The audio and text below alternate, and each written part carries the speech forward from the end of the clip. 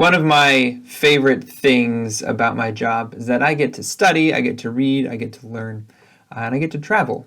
And I get to do these things so that I can better understand the story of Scripture, that as I teach and as I preach, I get to make that story come to life. Put the Bible into color, if you will. And one of the most formative ways of doing this is by traveling to the land of Israel. It's one of the most helpful ways that you and I can put the Bible into color, that we can see it and better understand the story of Scripture. To walk where Jesus walked and to see and experience everything that he experienced really changes the way that we read Scripture. So it has been my intention for the past year to provide you with an opportunity to learn and to travel, to walk where Jesus walked. We got a whole trip ready. We got it complete with an itinerary, a tour company, and a pre-trip Bible study to help us get the most out of our trip.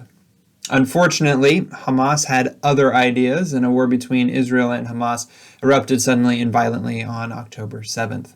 And we decided to wait and see what would happen, praying that a swift and sure end would come to this war, that a peaceful resolution would be found to this situation. First, we were hoping to an end for the hostilities so that those who live in the land might live in peace and not be in fear for their lives. But also, we wanted to travel to Israel, and so that was our second hope as well, that we would be able to travel there. In January, our tour company sent me a letter explaining that they had been monitoring the situation in Israel, and they believed that with some adjustments to our itinerary, it would be a safe trip, that we would be able to go and enjoy and be able to see what Jesus saw and walk where he walked. They believe the war was contained to the Gaza Strip, and at this point, the rest of the country is returning to life as normal.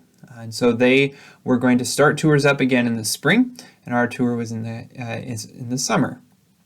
So after prayer and consideration, talking with the group, we decided to first let the Lord protect us, as he is the one who always keeps us safe and keeps us in his hand. But then also to trust the tour company, whose entire careers are built on keeping us safe. And so we decided that if we got enough people that still wanted to go to Israel, we would indeed travel to Israel in 2024.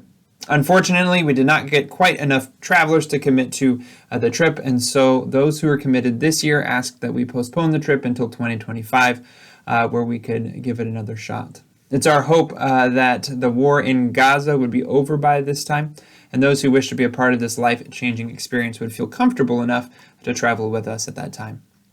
So as we await for the war to end and the new tour date to arrive, we will continue to monitor the situation in Israel. We will work with our tour company to ensure the safety of all those who would like to travel. But I'd also like to encourage you to do something.